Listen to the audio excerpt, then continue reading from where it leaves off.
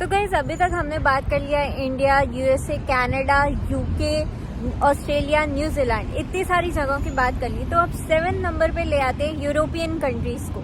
Hey guys, welcome back to my channel. I am Prerna Mishra. So guys, आज के video में मैं आपको बताने वाली हूँ about what to do after MBBS in Russia.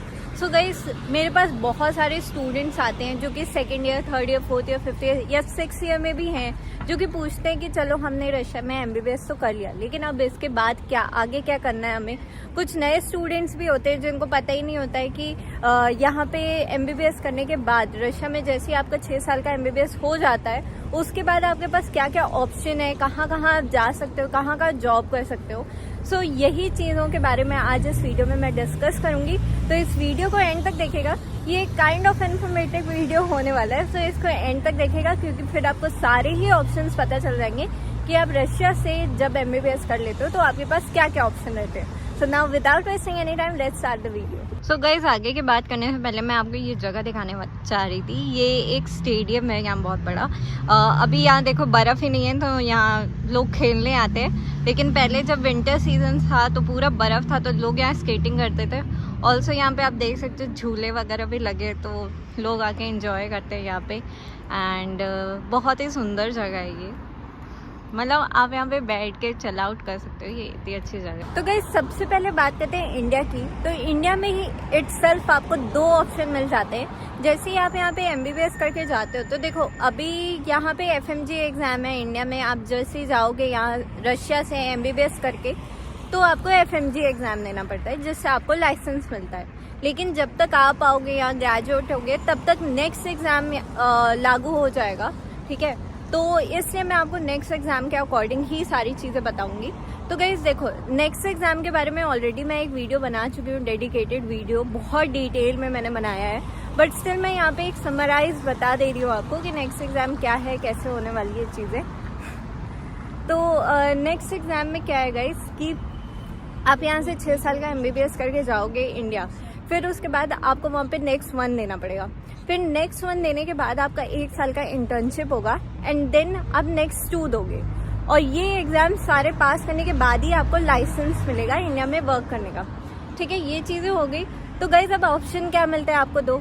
सबसे पहला ऑप्शन तो ये है कि आप ये सारे एग्जाम क्लियर करो और नॉर्मल फिर एमबीबीएस डॉक्टर बन के जॉब कर सकते हो आप।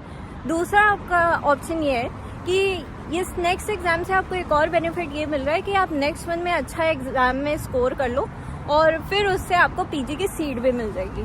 तो पीजी सीट मिलने के बाद आपका जितना भी 3 या 4 साल का पीजी होगा आप वो कर लो और फिर उसके बाद अपना पीजी डॉक्टर बन जाओ, ठीक है। और दूसरी चीज़ आप ये भी कर सकते हो कि अगर आपको कार्डियोलॉजिस्ट बनना है, न्यूरोलॉजिस्ट बनना है या न्यूरो सर्जन, ऐसा टाइप का कोई चीज़ बनना है, तो आप उस चीज़ में सुपर स्पेशलिटी भी कर लो और फिर उसके बाद आप जो भी रेस्पेक्टिव फील्ड में आपको स्पेशलिस्ट बनना है आप वो बन के भी जॉब कर सकते हो आगे। तो गाइस, ये तो बात हो गई इंडिया की। तो अब बात करते हैं आपके दूसरे ऑप्शन की। तो दूसरा ऑप्शन आपके पास जो है वो है यूएसएमएलई। तो गाइस, यूएसएमएलई एग्जाम जो होता है वो यूएसए के जो लाइसेंस आपको मिल जाए, वहाँ वर्क कर पाओ, वहाँ पीजी कर पाओ, उसके लिए मिलता है, ठीक है। इसके ऊपर मैं ऑलरेडी बहुत सारे डिटेल वीडियो बना चुकी हूँ, मैं बहुत जल्द डालूंगी उसे सारे। तो बहुत अच्छे से देखिएगा, आपको हर चीज़ एक एक डिटेल बहुत अच्छे से मैं आपको बता दूंगी उन वीडियोस में।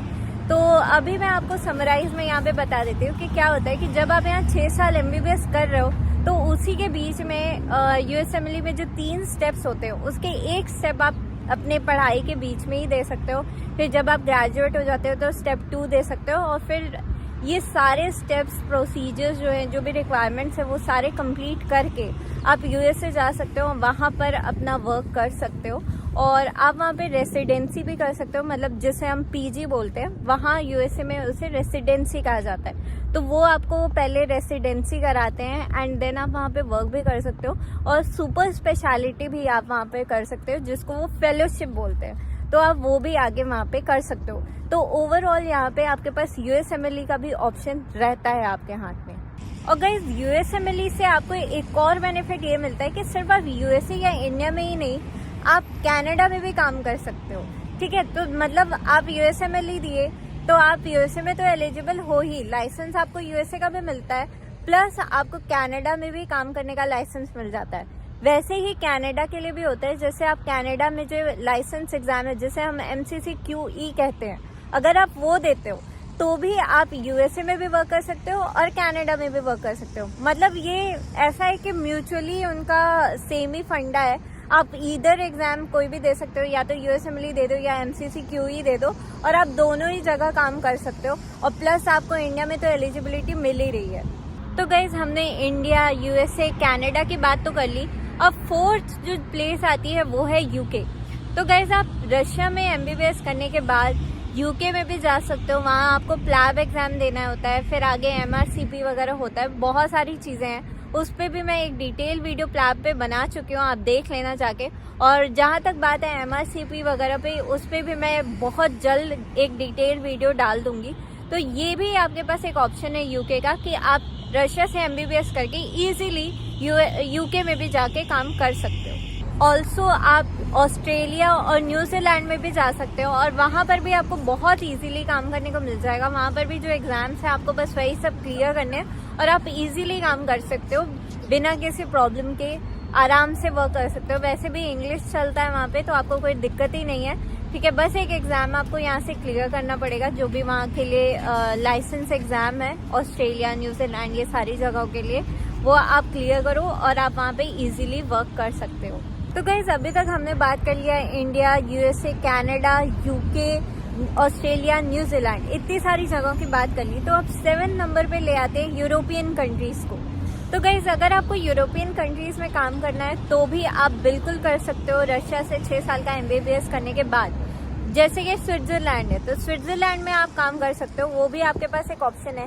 लेकिन यहाँ प्रॉब्लम ये होती है कि स्विट्जरलैंड में डायरेक्ट आपको काम करने या फिर PG करने नहीं मिलेगा।